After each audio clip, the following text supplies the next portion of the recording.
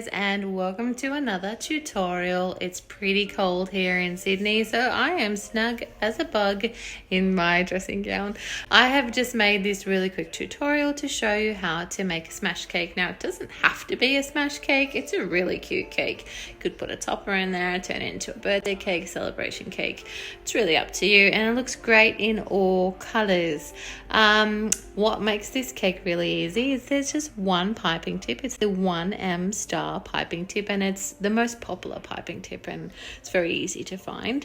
And we're just using one color to get that ombre effect. So I've just started with the white base, and I'm using Russian buttercream, which I'll put a link in the description for you.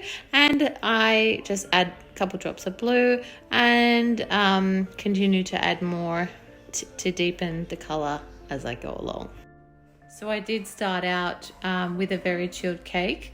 I'd done the crumb coat and it'd been in the fridge for about an hour before I started doing that ombre effect. And I'm just basically pointing my piping bag towards the cake, squeezing, releasing, and continuing that motion all the way around, and then adding more drops of color, refilling my piping bag, going around again. So it all can be done in one bowl, so there's a lot less mess as well.